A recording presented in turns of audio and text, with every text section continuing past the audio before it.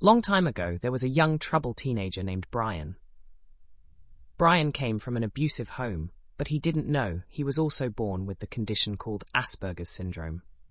Every summer, he would go to a Christian summer camp, which became his only solace and refuge from the hell that was his home life. But beneath the surface, you did not realize it.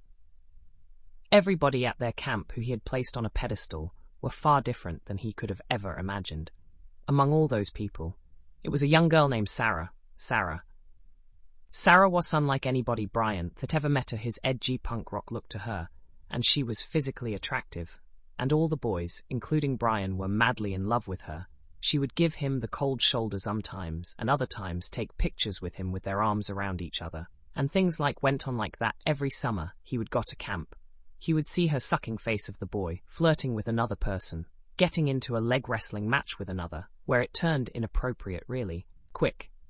Sarah's flirting got out of control, where oftentimes other girls had to play buffer just to keep boys from fist-fighting each other over her, and Brian's love for Sarah grew and grew, even though she didn't care about him, not one lick. She simply showed pity on him. Brian never got to tell Sarah how he felt. Brian spent the next 20 years constantly trying to chase after Sarah in different variations of other women. Trying to relive that day over and over again, little did he know that the damage in his life had gone far deeper and more greater than he would ever realize.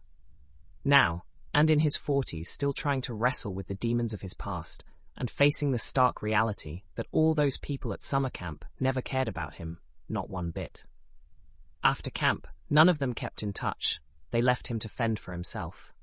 Today, Brian lives with regret and pain, knowing that he chased after a ghost, an illusion, a white unicorn, knowing he wasted 20 years of his life chasing after somebody who never cared about him to begin with, and probably still doesn't never get the apology he deserves, never getting any real answers for what had happened to him.